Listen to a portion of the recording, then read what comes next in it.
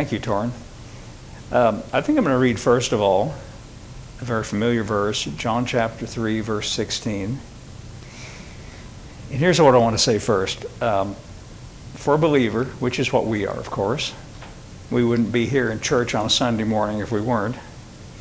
When you read the Bible, especially the New Testament, let's just stick with that. When you read the New Testament, there should be nothing threatening, nothing that causes any alarm. You should find nothing that is disturbing or causes any anxiety or any fear or any discomfort at all. Everything should be engender a sense of security. Everything should be comforting. Everything should be create a sense of assurance. Did I say certainty? Let's throw that in too. Everything should be positive. That's the way it should be. And if you read something that does not cause those positive reactions, then you are misunderstanding or misinterpreting what you read. And as it happens, we have over the years, and I say not just we sitting here right now, but in Christianity in general, especially in, well, just I guess I don't need to limit it to the United States, but that's all I know about. We've had a lot of help in misinterpretation of the New Testament. And I think some preachers think it's their God-given calling to create a sense of anxiety and fear on the part of Christians. But that's wrong. That's not how it's supposed to be. Everything that you read should cause a sense of comfort and assurance and positive reaction. You should feel better. And if not, what are we even doing it for, really? Seriously. If this is causing, if the Bible is causing pain and causing anxiety and causing fear, then what are we even doing it for? I'm just saying that, I'm stepping back from, from our belief system and just saying just as a human being, why are we engaging in something that's causing, that's hurtful and causing mental pain? The truth of the matter is, it all comes down to a misunderstanding and a misinterpretation. Now, I've chosen a verse here to start with. Here it is. It's a very familiar verse. Let's just read it together. John chapter 3, verse 16. Everybody knows this one. For God so loved the world that he gave his only begotten Son, that whosoever believeth in him should not perish, but have everlasting life. Now, let me just ask you a question. What's your just reaction to that truth? The words there, the truth that's contained in that verse, does that create any kind of sense of anxiety or fear or discomfort? Well, no, not at all. In fact, just the opposite. It should create a sense of security and confidence and well-being. Because in this little verse here, this one single little verse, it tells us everything we need to know about God and his attitude. In the first part of the verse it says, God so loved the world. We are in the world, so that applies to us. For God so loved the world, and then he did something about it because of his love for the world, including you and me. He gave his only begotten Son. That refers to his death on the cross, of course, where he gave his life. And if you doubt that, you can read the two prior verses where Jesus talked about how he'll be lifted up on the cross. That's exactly what the context is. And then that, after the comma, the word that, meaning in order that, the result is that whosoever, and that means anybody, by the way, including you or me, whosoever believeth in him. Now, please notice that he didn't add any other qualifying words. He didn't add any other ifs, ands, or buts. He didn't say terms and conditions apply. He didn't say anything to qualify it in any way, shape, or form. Just a plain, bald statement that whosoever believeth in him should not perish but have everlasting life.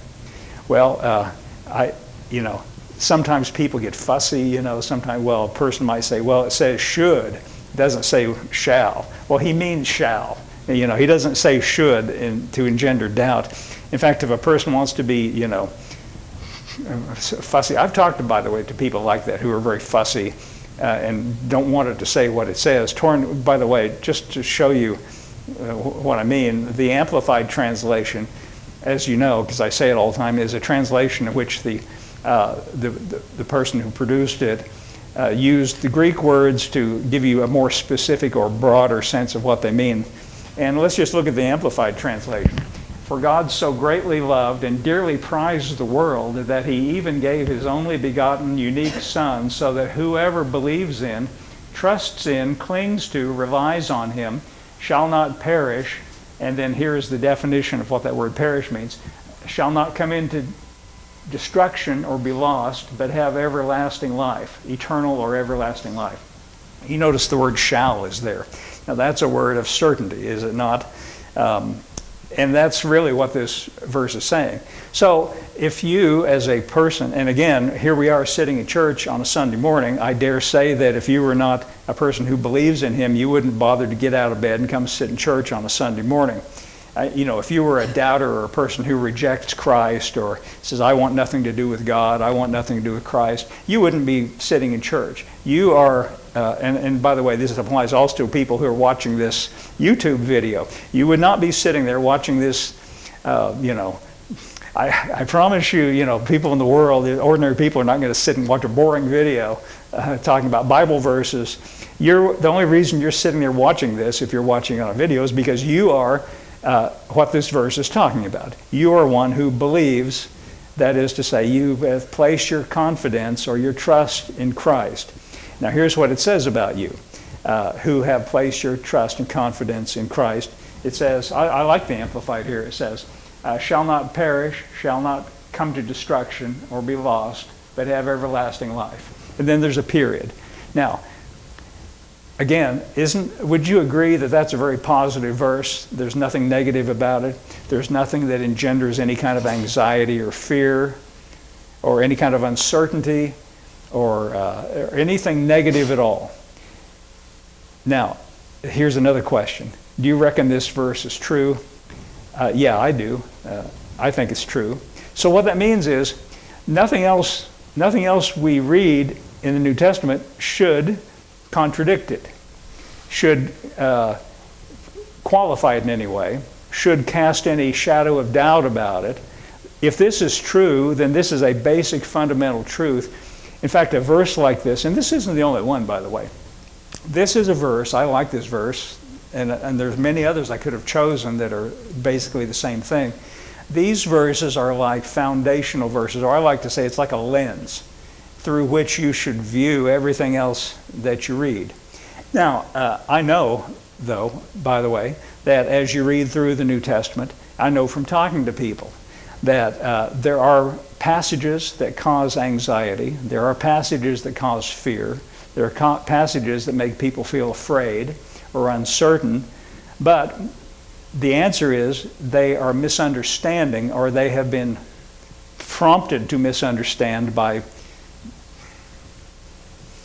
I want to be nice, I'm basically a nice person. I want to be nice. But it does kind of make me a little bit irritated. It does kind of make me a little bit frustrated that there are, I call them terrorist preachers. There are preachers who think that their job is to terrify Christians or to scare them. And I think they mean well. I think they think that by scaring or terrifying or creating a sense of uncertainty, they will sort of force people to behave in a different way. But that's completely wrong. That's not what is supposed to be happening. There's nothing in the New Testament that should contradict this, or nothing should be made to seem to contradict this. Now, what I want to talk about this morning is where the crux of the problem is, where the crux of the issue is, why there are certain verses that if you misunderstand them, you see, when you read something, you should ask these basic questions. Number one, who's talking? Number two, who's he talking to? Number three, what's he talking about?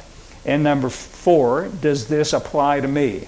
Because we make a mistake sometimes in treating the Bible like it's a motivational book, or like a devotional. We read it in a devotional book, and we want to just open it up to any place at random and say, this is God speaking to me. But you know what? There's a lot of passages in the New Testament that are not speaking to you. Specifically, and I'm going to limit myself today to the Gospels, specifically certain sayings of Jesus. Now, Jesus did not come into the world at large and go on a worldwide tour and saying everything I'm saying here is all addressed to humanity at large. Quite the contrary. He came to a group of people who already had a revelation of God, who already had a covenant with God.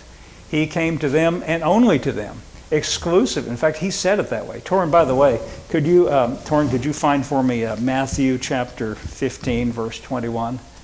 I just want to illustrate this for you, just to make this point. Matthew chapter 15, verse 21, and thank you, I'm back in the King James. It said, "Then Jesus went thence and departed into the coast of Tyre and Sidon." Now, Tyre and Sidon, by the way, are outside of, strictly speaking, the nation of Israel. These are places that are mostly inhabited by Gentiles, by non-Jews. Okay, so let's go on reading. "And behold, a woman of Canaan," that is to say, not an Israelite, a Canaanite woman, an outsider from the point of view of the Jewish tradition and background. "Behold, a woman of Canaan came out of the same coast and cried unto him, saying, Have mercy on me, O Lord, thou son of David. My daughter is grievously vexed with a devil." Okay, next verse. "But he answered her not a word. And his disciples came and besought him, saying, Send her away, for she crieth after us." It says he answered, that means he ignored her. That's kind of rude, I mean, just to look at it on the surface. But why did he do that? Next verse. "But he answered and said, I am not sent, but unto the lost sheep of the house of Israel." Now, I don't think he's lying, and I don't think Jesus ever misleads anyone or employs trickery or reverse psychology. I heard one person say that. Well, he's just using reverse psychology. No, he's not doing any kind of psychology. He's just stating the fact. He said, if I may paraphrase this, "I am not sent to anyone except the lost sheep of the house of Israel." In other words, he's saying, you non-Jewish Gentile lady with your problem, I'm not sent to you. It's not that he doesn't care, but he came on a specific mission to the nation of Israel. But let's go on reading. "Then came she and worshipped him, saying, Lord, help me." Next verse. "But he answered and said, It is not meet," that means appropriate, is what the word meet means. "It is not appropriate to take the children's bread." Who are the children, by the way, in this verse? Well, he means by that the people to whom he said, "I am sent exclusively to the lost sheep of the house of Israel." He said it's not appropriate to take the children's bread, that is to say, those to whom I am sent, the children's bread, and to cast it to dogs. Now again, this is pretty rough language. He says it's not appropriate for me to take from those to whom I am sent, which is exclusively the nation of Israel in the first century. Let me be specific about that. "And cast it to the dogs," meaning you, lady. That's kind of a rough thing to say. But listen to what she says in reply. Go ahead, Torrin. "And she said, Truth, Lord, yet the dogs eat the crumbs which fall from their master's table." What does that mean? She's saying, she is perceiving that the people to whom you have come don't really appreciate you and don't really believe in you and don't really, they're not taking advantage of what it is you're offering. But I want it. I believe in you. Do you remember what John 3:16 said? That whosoever believeth in him. That's all. By the way, did you know that's all God wants? Nothing more. That is the only thing that God wants out of a human being, on the human side of things, to believe in him, to trust in him. She's saying they don't believe in you, but I do. They don't trust in you, but I do.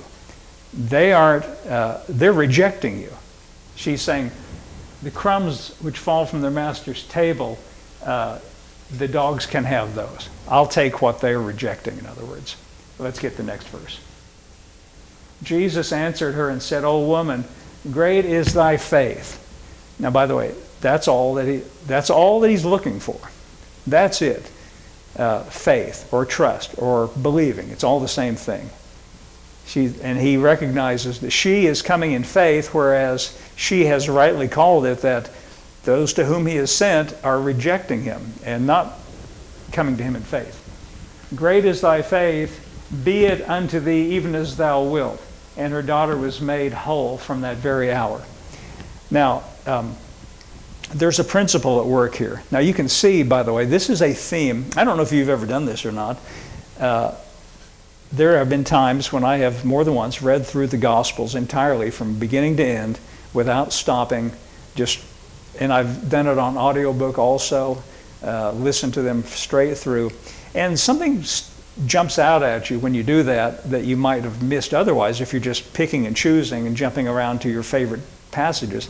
And what really jumped out at me the first time I did that is how much conflict is in the Gospels and how much the Jewish leaders are attacking him and how much conflict there is between Jesus and the Pharisees and the scribes and the leaders of the temple and just people in general coming to him and asking kind of questions to try to trip him up. And I mean, it's constant. And I also noticed this, there is a theme that runs throughout the Gospels, and here is an illustration of it, that those to whom he has been sent are rejecting him, but the outsiders to whom he has not been sent are reaching out to him and believing in him. Here is how the principle is stated by John, the writer of the Gospel. This is in John chapter 1, Torin, and let me just briefly read this, verse 11. John chapter 1, verse 11, John's Gospel. It says, he came unto his own, and his own received him not. This is John writing. Now, who are his own? Well, who were the children? The children's bread. The nation of Israel, the first century nation of Israel. And John here tells us that he came unto his own, and his own received him not. Now, to receive means that you accept. By the way, we got a registered letter the other day, and I wasn't home to get it. And they put this little note on my mailbox. You might have had this before. That means I had to sign for it, and they wouldn't deliver it unless you received it or signed for it. And so I had to go down to the post office and ask about it because I thought, well, they'll bring it back, but they didn't bring it back. So April finally said, you need to go down to the post office, check on this. And I did. I went down and asked about it. And so the guy went and rummaged around. He brought it out, and he handed it over to me, and he said, you've got to sign for it. And then he said, do you accept it? He had to ask me that. That's what he did. He said, do you accept it? I said, yes, I accept it. And then I signed for it. That's what it means to receive, He's saying Jesus came to his own, but they didn't accept him. They rejected. It's one or the other. He came into his own, and his own received him not. Next verse, Torn. But as many as received him, to them he gave the power to become sons of God, even to them that believe on his name. Now, that's talking about those who believe, of course. That's talking about the same thing John 3:16 was talking about when it said, whosoever believeth on him. The only thing, the single thing, the one thing that he's looking for is that the human side of the equation, that we believe in him. Having believed in him, you now stand in a relationship with him. Well, John here says he gave the power, and the word power doesn't mean the ability to, it means the privilege. That's literally what the word power there. There is a Greek word that means power, means ability, but that's not the word that's used here. The word that's used here is a word that means the privilege, and that's a better way to understand it. It says, to as many as received him, to them he gave a privilege to become the sons of God, even to them that believe on his name. Now that goes right along with what John 3:16 said, who receive everlasting life and shall never be lost, never come into judgment, never come into condemnation. That's where we stand. Because you believe in him, and that's the only reason, and that's the only thing about it, you stand in a relationship with God, which in which you're now secure. You will never be lost. You will never be condemned. You'll never come into judgment. That's what John 3:16 said as we read it in the Amplified translation. So that's the distinguishing, that's the point of distinction. So when we read passages, I would say that all the scary verses, you know what I mean by that? All the verses that people find that frighten them, that make them afraid, that make them feel uncertain or insecure, I would say that 99% of them, the only reason I'm hedging a little bit is I don't know that I've made a catalog of every single one of them, but I'd say the majority of them come down to this distinguishing point, this crux of distinction. That is to say, generally they're talking about people in that first century nation of Israel who rejected him or were not receiving him. And you know, by the way, let me just say, we as Christians, as those who believe, we regard Jesus as the Savior, rightly so, and we look at Jesus through the lens of the New Covenant or the New Testament. And he did come to initiate or inaugurate a new covenant. But he also came to do something else, and you cannot be blind to this. He did not just come along and say, I'm starting a new covenant, let's go. He came as the last prophet of the Old Testament. He came to put the period at the end of the Old Testament. He came as the last messenger from God to a rebellious nation, as they are characterized throughout the writings of the Old Testament, and he says so himself. He came as the last representative of God, their last chance. He told a parable one time, Matthew records this, when he was in the temple just before he was crucified, just right before his crucifixion. He went into the temple and he cast out the money changers, and he got the Pharisees all mad at him and the temple leaders, and they all came and asked him tricky questions. What authority, do you have to do this, and so forth? And he gave a parable to them at that point. And he said, a certain man planted a vineyard, and then at the appropriate season, he sent servants to collect from the fruit of the vineyard. And one of them they beat, and another one they stoned, I think he said, and another one they mistreated. And finally, he said, last of all, that's the exact words of Jesus, last of all, he sent his son, saying, they will reverence my son. But the keepers of the vineyard said, this is the son, let us cast him out of the vineyard and kill him, and we will seize on the inheritance. Now this was a prophetic parable, because that's exactly what they were plotting to do. And literally, he was cast out, he was taken out of the city and crucified. I mean, that parable was precise down to every detail. And, another parable he gave at the same time, he said, a certain man proposed a marriage for his son, and those who were invited refused to come. And in that parable, he said, what will the king do? He said, when the king heard, he was wroth. He was angry. And he sent his soldiers and said, I will send my army and destroy those wicked men and their city. And that's exactly what happened. And that's a historical fact. So you have to see this in the perspective of, he did have some scary things to say to that generation to whom he was speaking that was not receiving him. So let's just take note of some of these and make sure that we don't misinterpret them. You see, you don't want to identify with the people on the receiving end of that kind of judgment because it doesn't apply to you, because you believe in him. And having believed in him, now you stand in a relationship of security in which he promises you'll never be rejected, never come into judgment. Here's one that I know for a fact causes some what's the word I want? Some discomfort. This is in Matthew's Gospel, chapter 8. I'm going to start reading with verse 5. Matthew chapter 8, verse 5.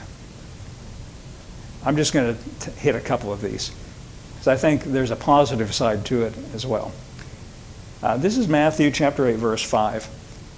And when Jesus was entered into Capernaum, there came to him a centurion beseeching him.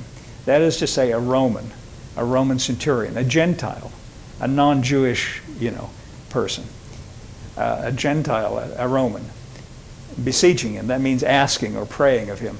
Verse 6, and saying, Lord, my servant lieth at home sick of the palsy, grievously tormented. And Jesus said unto him, I will come and heal him. The centurion answered and said, Lord, I'm not worthy that thou shouldest come under my roof, but speak the word only, and my servant shall be healed. Verse 9, for I am a man under authority, having soldiers under me, and I say to this man, go, and he goes, and to another, come, and he comes, and to my servant, do this, and he doeth it. And when Jesus heard it, he marveled, and he said to them that followed, verily I say unto you, I have not found so great faith, no, not in Israel. Did you notice this is the same thing he said to that Gentile woman, the Canaanite woman, who came to him, to whom he initially said, it's not appropriate to take what is for the children, those to whom I have been sent, remember that, and cast it to the dogs. She said, yes, but the dogs can have what they're rejecting, what's falling on the floor that they don't want, I'll take it. And he said, great is your faith. And he says the same thing here to this Gentile, this Roman soldier, who came to him believing in him, trusting in him. See, he's saying, I trust you so explicitly that I don't even have to have you come to my house. I trust you so explicitly and so much that you just say the word and I consider it done. And Jesus said, I have not found this much faith, no, not in Israel. You see the contrast he's making? Verse 11, and I say unto you that many shall come from the east and the west, and shall sit down with Abraham, with Isaac, and Jacob in the kingdom of heaven. Verse 12. But the children of the kingdom shall be cast into outer darkness, and there shall be weeping and gnashing of teeth. Now, you know, the way I've been emphasizing the main point here, you possibly see it by now. I hope you do.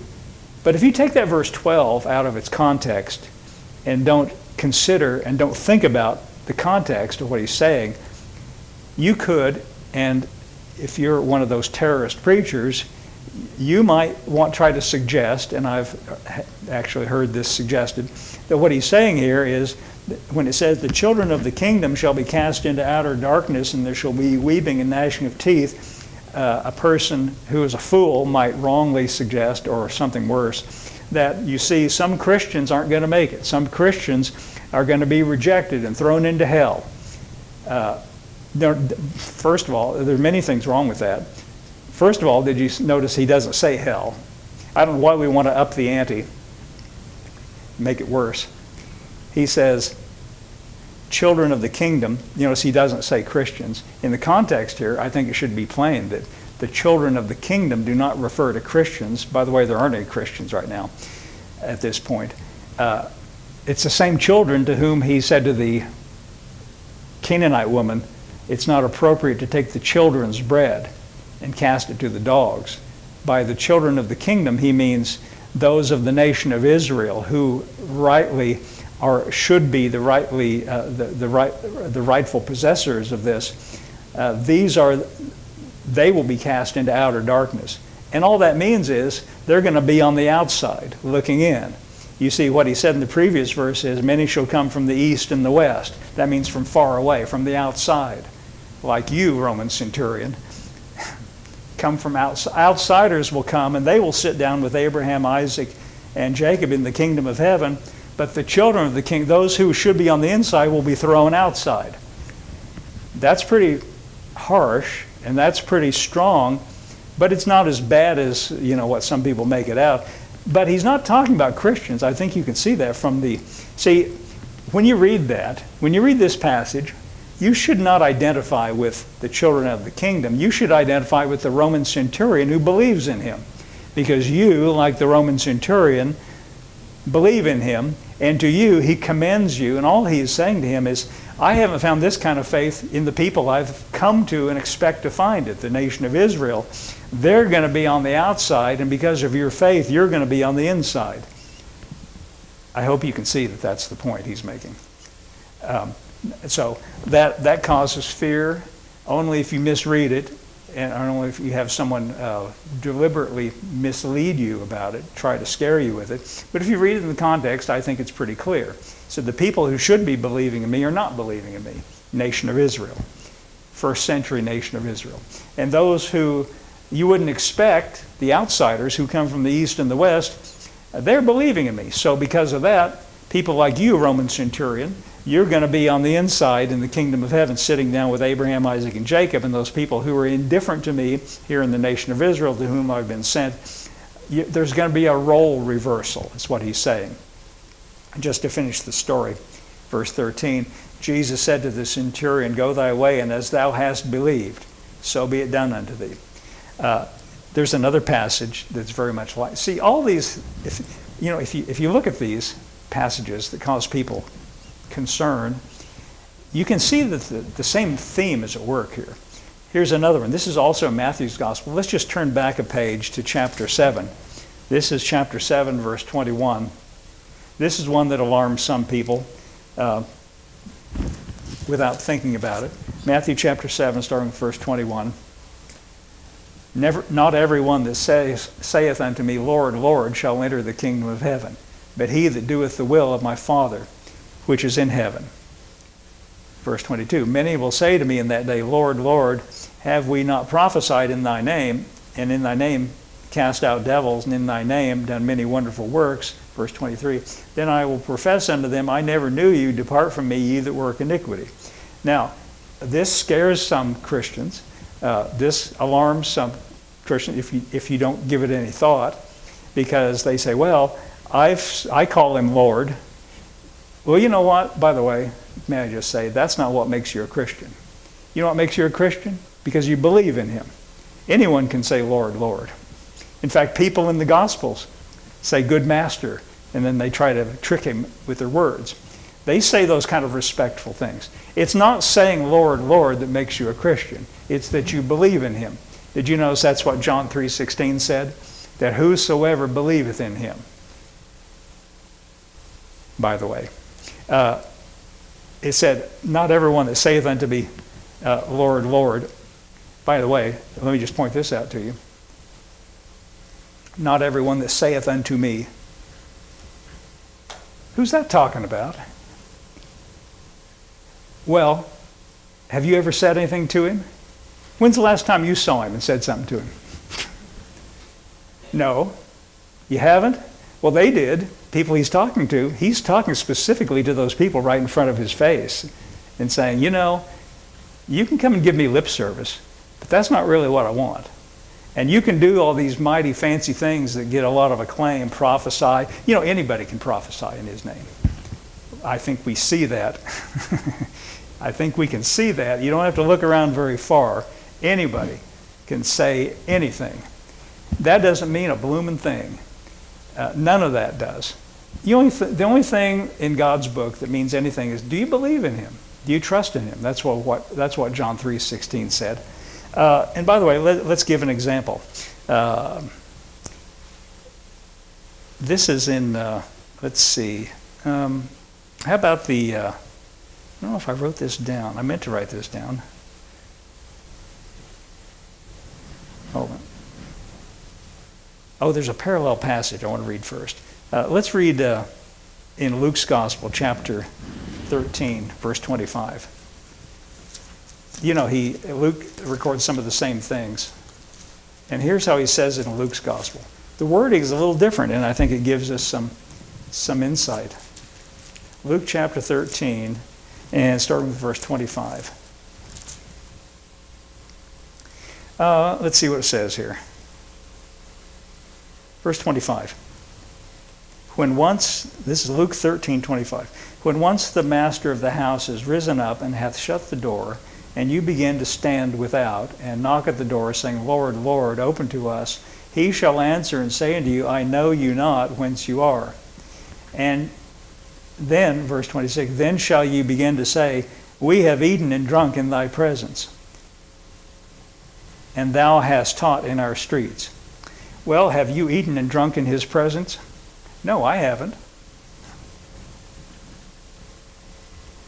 And thou hast taught in our streets. He hadn't been teaching on Flynn Street. He hadn't been teaching on Logan Street. He hadn't been teaching in your streets, has he? So I would say that this is not talking about you. He's talking about people to whom he literally has done these things. We have eaten and drunk in thy presence, and thou hast taught in our streets, verse 27. But he shall say, I tell you, I know you not from whence you are. Depart from me, ye workers of iniquity. Verse 28. Then shall there be weeping and gnashing of teeth when you shall see Abraham, Isaac, and Jacob and all the prophets in the kingdom of God, and you yourselves are thrust out. You ever seen that kind of language before? Where did we read anything like that before? That was what he said to the centurion, the outsider who came and believed in him, expressed his utter, absolute faith in him. And he said, I haven't found this kind of faith in Israel. And let me tell you something, and I'm just going to paraphrase. People like you are going to be on the inside sitting down with Abraham, Isaac, and Jacob, and those people to whom I have come who are indifferent to me or rejecting me or fail to receive me, like John said. He came into his own and his own received him not. They're going to be on the outside, and they're going to be really mad about it. That's what that weeping and gnashing, they're going to be upset about it. There's going to come a great role reversal. He's saying the exact same thing here because he's talking about the exact same thing. Verse 29, and they shall come from the east and from the west and from the north. That's what he said to the centurion too. And from the south, and shall sit down in the kingdom of God. Verse 30, and behold, there are last which shall be first, and there are first which shall be last.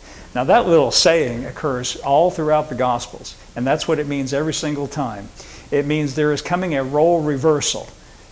Those who were the insiders. Throughout the Old Testament, the Jewish nation were the chosen people of God. They were his covenant people. And the Gentiles were outsiders.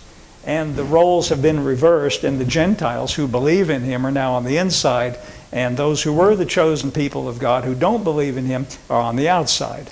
Now, don't let that, if you feel like that kind of shakes you up a little bit, the Apostle Paul spent 3 chapters trying to explain this, and actually, not that he couldn't explain it, he did explain it. And he says, the reason they've been cut off is because of their unbelief. But if they abide not still in unbelief, they'll be grafted in again. In other words, they've got to believe just like everybody else. That's what he's saying. They don't have a special status because of their nationality. The only status now is through faith or through believing in him. Now, back to...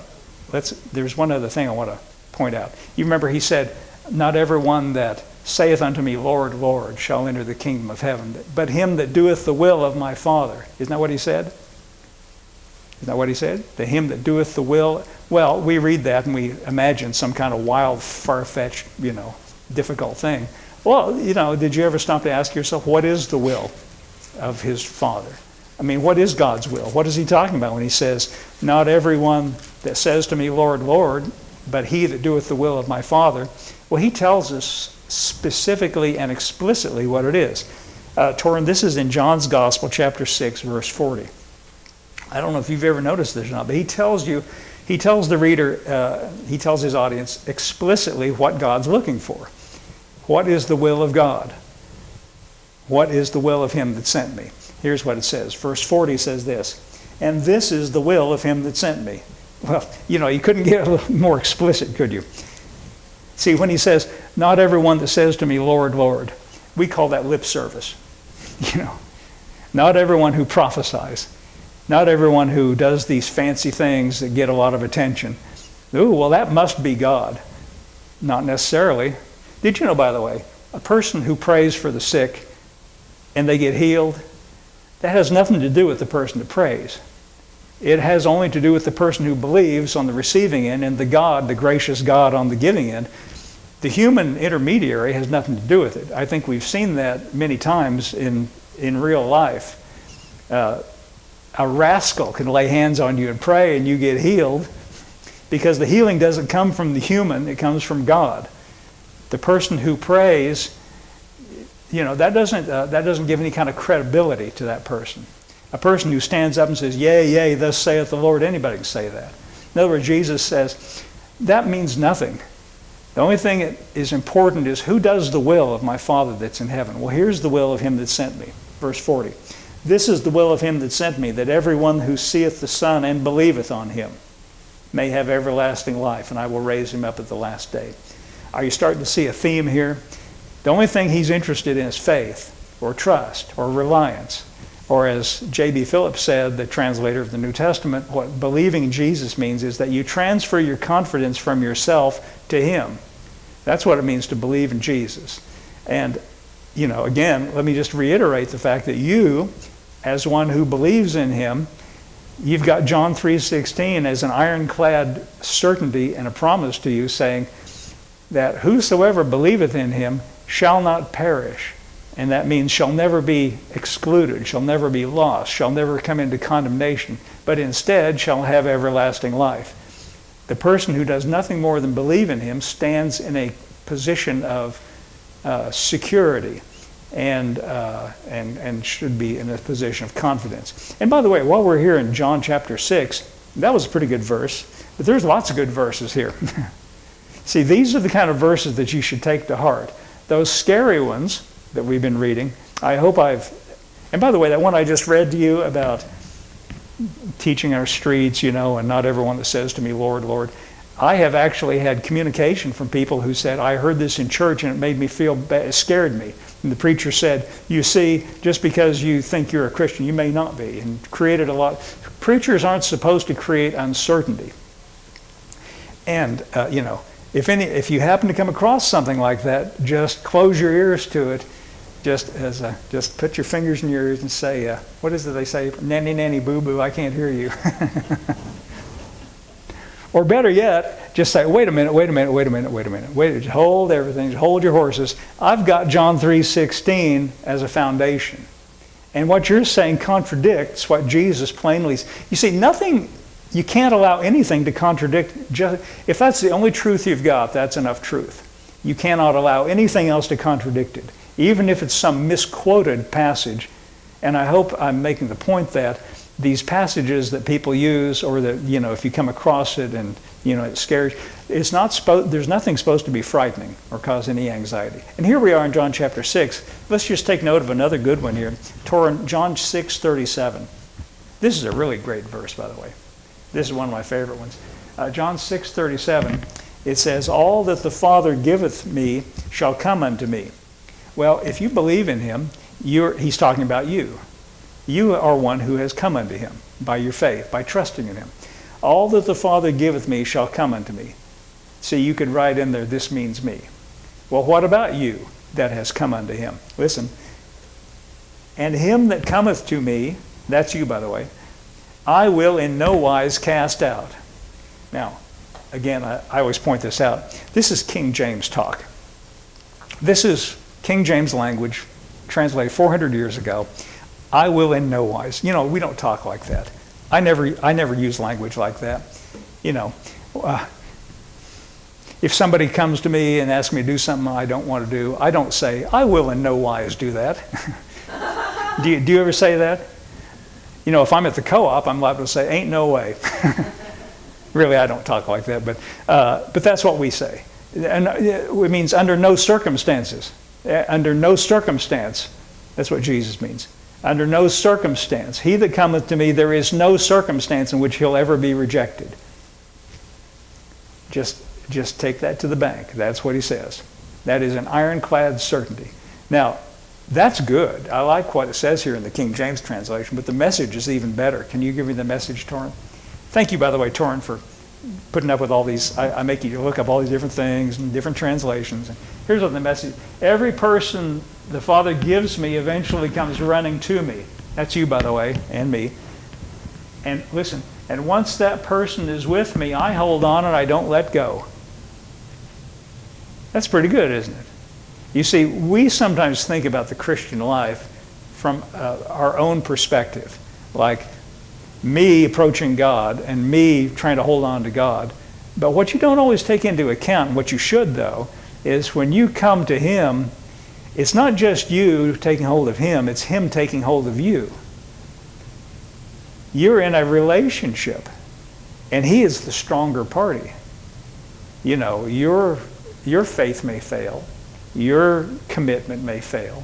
I was driving through another town. I almost told you what it was, but I don't want to give it away. I don't want to seem like I'm criticizing anybody, but even though I am.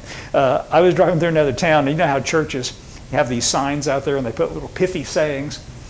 I've often thought I should get one of those. We should get a little sign, put a little pithy. I'd like to put a few sayings out and let everybody read. But we don't get much traffic here, so it wouldn't do much good. But see, like these terrorist preachers, sometimes they use those signs to scare people. I don't understand that. We don't have a scary message. Our message is not supposed to be scary. So I passed this church in this other town. I'm not going to tell you what town it is or what church it is, but I passed this church and they had a sign out there, and the sign said, "God is faithful, are you?" Well, maybe not. What are you trying to say? What they're trying to say is, you may be in some kind of jeopardy. You may be in trouble. They're trying to scare people into doing the right thing. And the truth of it is, your faithfulness may not be perfect. Probably isn't. In fact, I guarantee you it isn't. But his is. That's what Jesus says here. Once that person is with me, I hold on and I don't let go. Isn't that a good positive thought? That is another one you can take to the bank. Let's see. Do I want to be I don't know. There's one more I want to read. Then I'm done. Colossians chapter 2, starting with verse 1. A Christian is not supposed to be scared or anxious about anything. The person who believes has passed out of any condition of jeopardy and is now in a state of safety. And anything you come across that seems to imply otherwise, you're misunderstanding. And as I said, the crux of the division generally comes down to that point I made earlier. He came unto his own, and his own received him not. And in that context, he did have some pretty hard things to say. I suspect trying to jar some of those people out of their unbelief to saying, I don't want to miss this opportunity to believe in the messenger, the last messenger of the covenant who is going to come, but they didn't, many. This is Colossians chapter 2. You know what I like about the Apostle Paul, by the way, amongst other things? I like the fact that Paul uses words like assurance. He likes to use words like confidence, certainty. He likes those kind of words. And here's a passage where he uses some of those. He's writing to Christians in a place called Colossae, and he says here in chapter 2, verse 1, "For I would that you knew what great conflict I have for you." That means concern, by the way. "And for them at Laodicea, and for as many as have not seen my face in the flesh." Well, what is your concern, Paul? What is your great anxiety and concern about them? Verse 2, "That their hearts might be comforted, being knit together in love, unto all riches of the full assurance of understanding, to the acknowledgement of the mystery of God and of the Father and of Christ." Now, if you're like me, that verse I just read, the one that's up on the screen, the language is a little bit tangled, and it's hard to kind of get what he's saying there. But let's just notice some of the words he's using. Comfort, you notice that word? My concern is for all of you that your hearts might be comforted. Now, we could take that to mean he wants his readers, that's us, wants our hearts to be, that's the intent for which he's writing. He wants our hearts not to be afraid, but to be comforted, being knit together in love. Then he says, unto all riches of the full assurance of understanding. What he is saying there is, if you understand, then you will have full assurance. And by the way, I did you a little favor. I looked up the word assurance in the dictionary so you know what it means. Assurance is something intended to inspire confidence and give encouragement. That's what, by the way, that's what we're supposed to get out of this. And when we come together, like a day like this, that's what the result is supposed to be. We're supposed to be encouraged, be made inspire confidence, give encouragement. Unto all riches of full assurance of understanding, to the acknowledgement of the mystery of God. In other words, if you come to knowledge and acknowledge what the mystery is. Again, this is a little bit tangled language. And once again, the Message translation comes to our rescue. Could you go back to verse 1 and give me the Message translation? Torrin's going to get that for us in the Message translation. "I want you to realize that I continue to work as hard as I know how to for you, and also for the Christians that are at Laodicea. Not many of you have met me face to face, but that doesn't make any difference. Know that I'm on your side. right alongside you. You're not in this alone. Okay, verse 2. I want you woven into a tapestry of love, in touch with everything there is to know of God. Now get this next sentence. Then you will have minds confident and at rest, focused on Christ, God's great mystery. Now do you see what he's saying the intent is, the goal is, the purpose is? That your minds should not be filled with anxiety or fear or doubt or wonder or anything negative at all. But your mind should be confident and at rest.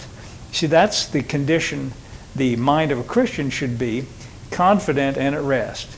Confident because, listen, this thing's not about you. It's all about Him. This thing's not about you and your performance. It's about Him and His performance. That's why he says focused on Christ. You see, if you can keep your mind focused on Him and what He's done and what He is still doing and what He can do and His great love for you. Elsewhere Paul said, nothing shall separate us from the love of Christ. Those aren't just words. That's not just something you read on a Hallmark card. That is the truth. That is foundational, fundamental, basic truth. Mind's confident and at rest, focused on Christ, God's great mystery. So the goal is not to be afraid and not to be concerned, but to have minds that are confident and at rest. Okay, I think that's all we got today. Thank you, Torrin.